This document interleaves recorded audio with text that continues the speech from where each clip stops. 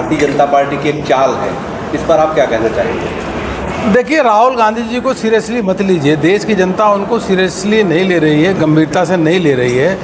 इसलिए कांग्रेस का सभी राज्यों में लगातार हार हो रही है और राहुल गांधी जी लगातार झूठ बोलते हैं। या प्रधानमंत्री मोदी जी हैं जिन्होंने कि जीएसटी ले आए, अब 28 टैक्सों को समाप्त करके एक टैक्स आया।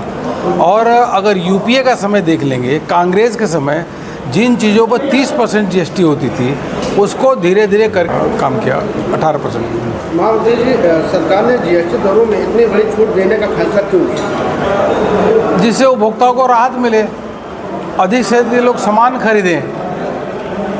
क्योंकि प्रधानमंत्री मोदी जी कोई भी काम करते हैं तो जनता का हित, समाज का हित, राष्ट्र सर्वोपरि, उसी की भावना को लेकर के काम निर्णय लेते हैं। यह फैसला आम जनता के हित में है या व्यापारियों के? दोनों के हित में भाई।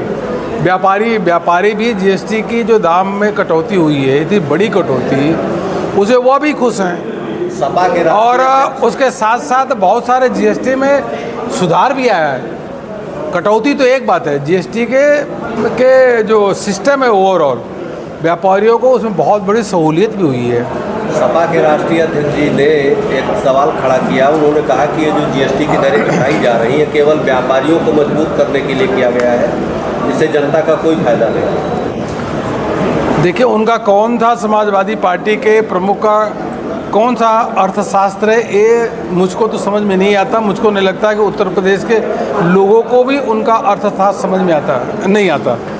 सबसे पहले तो उनको अर्थशास्त्र को किसी न किसी से सीखना चाहिए कि कैसे व्यापारियों को लाभ पहुंचाने का काम है। सीधे अभी आपने देखा कि जनता से जब हाथ उठवाए कि भाई किसको लाभ हुआ, सब लोगों ने उठाया। और तो जितने पत्रकार हैं सबको लाभ हुआ होगा जीएसटी कटौती से। तो इसलिए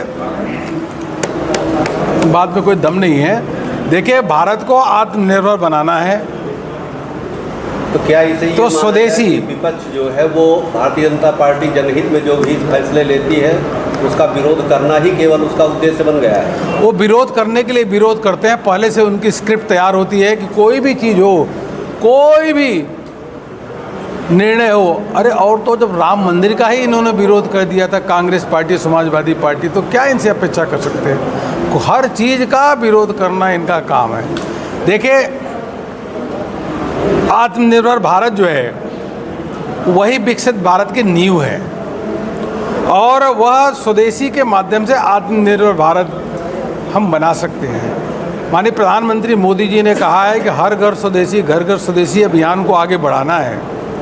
हर व्यक्ति स्वदेशी वस्तु को अपनाए जिसमें भारत की मिट्टी की खुशबू आती हो, भारत के युवकों का पसीना बहता हो।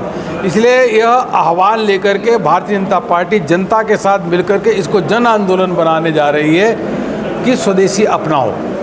जी, विपक्ष का एक ये भी आरोप है कि अगर पूरी तरह से भारत स्वदेशी अपना लेगा तो पड़ोसी देशों से उसके संबंध खराब है। अरे भाई, विपक्ष में अगर अमेरिका टैरिफ बढ़ा रहा है तो उनको चिंता नहीं है, चाइना को अपनी चिंता है। हम भारत अपने देश के बारे में न सोचे क्या?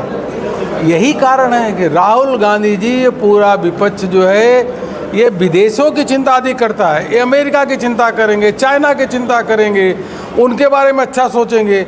और कभी भी आज तक बताओ राहुल गांधी जी विदेश गए हो, भारत की तारीफ किए हैं क्या?